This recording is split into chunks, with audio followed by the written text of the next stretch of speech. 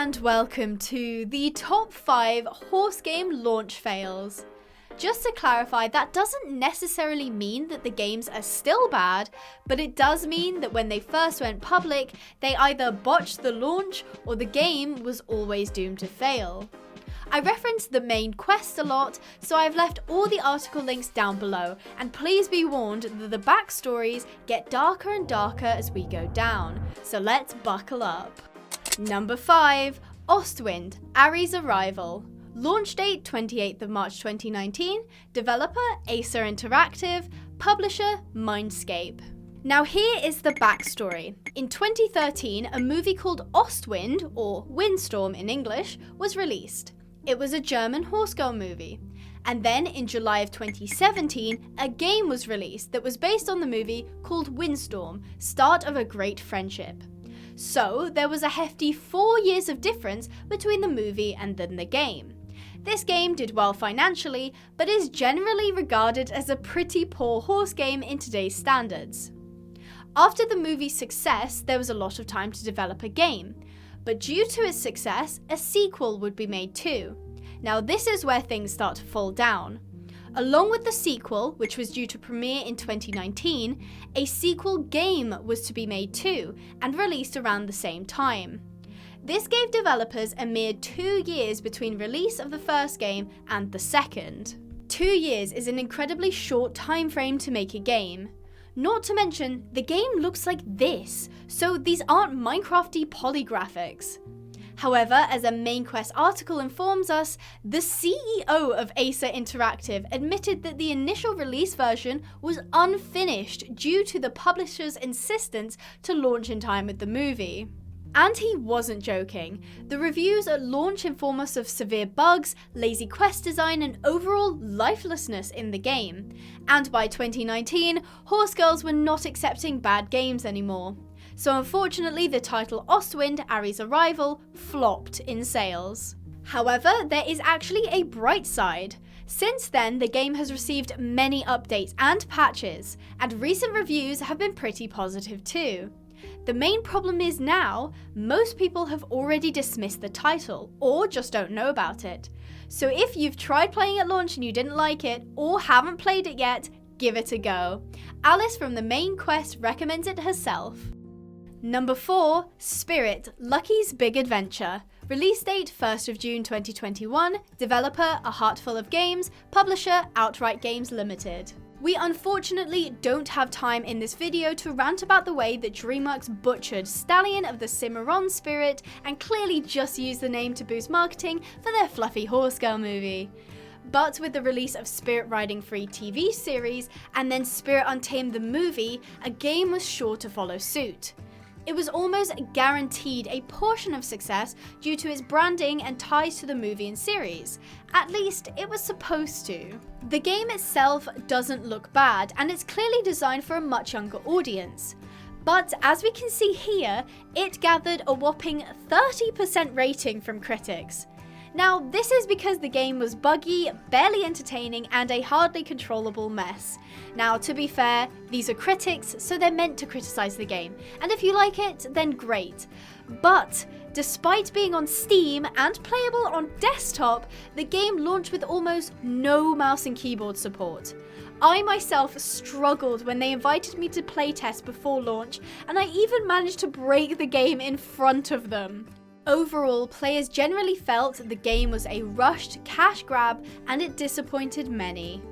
Number 3. Horsile 3. Launch date 25th of August 2019, developer Dervin Development Inc.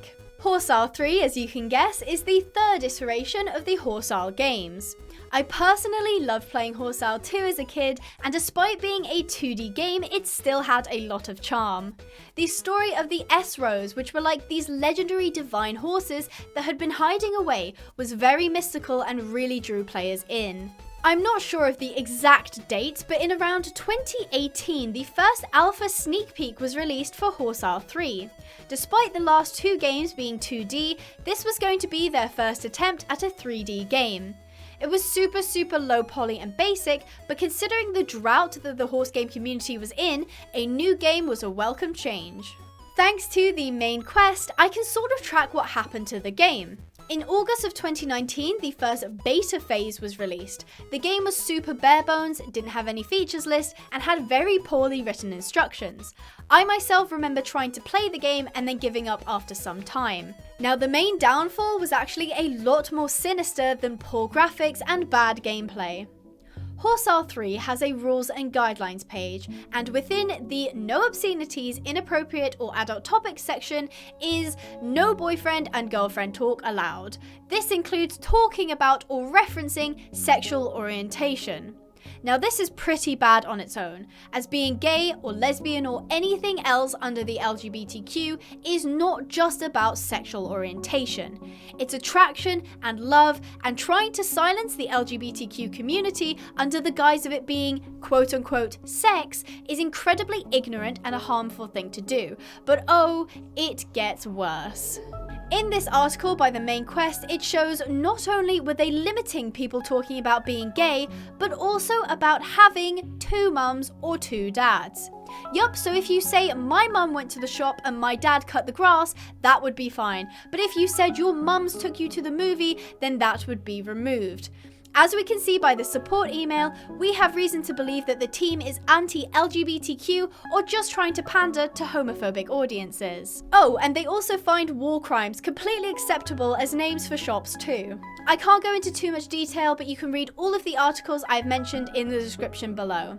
So yes, personally, I would say don't bother supporting this game as the team have behaved with backwards moral values. Number 2, Real Horse 3D. Release date: thankfully it got scrapped. Developers and publishers, AvaHEH. Thankfully it got scrapped. Just a correction here, I thought it would be scrapped as the Kickstarter would never reach its goal, but it seems the app is already available on the App Store by the same company. It's very confusing and adds to the sketchiness. Now, this game is really interesting. If you don't know, adjacent with the recent boom of indie horse games, which have been absolutely delightful, there has also been a rise in really scammy new horse games. I encourage fellow creators to please do proper research before promoting a game that doesn't even have a demo, as there have been quite a few quote horse games looking for startup funding or donations that are straight up scams. If you haven't seen Rattle's video on riding high, I recommend giving it a watch as it is a great example. I found Real Horse 3D in an email sent out by Kickstarter. Under this lovely update post from Astride, which is a very legitimate upcoming horse game that I wholeheartedly support, Kickstarter had recommended a few other projects, including Real Horse 3D. Upon clicking on the Kickstarter page, I was greeted with my first huge red flag. They already had $14,000 donated, which is a lot, but they were aiming for $150,000. That goal is ridiculous. For comparison, Astride received $44,000, and that was after loads of people found the game through creators and friends. Looking closer, even more suspiciously, only 11 people had backed the project. This seemed really off. After watching the promo video, I was even more confused. They claimed to aim for realism, but then proceeded to show the most Facebook, janky mobile gameplay I have ever seen. This horse breed is just a Minecraft horse ripoff. Nothing made sense, this game was not cohesive, and they claimed they were making a mobile game that was also meant to be available on Steam? So I did some research and found the name AvaHEH. This was supposed to be the company behind the game. And what do you know, on the landing page of their website, boom, NFT, Bitcoin, Ethereum. They were dealing with cryptocurrency. Scrolling further, I found the section for Real Horse 3D, which had Horse NFT Collection / collect and trade exclusive NFTs.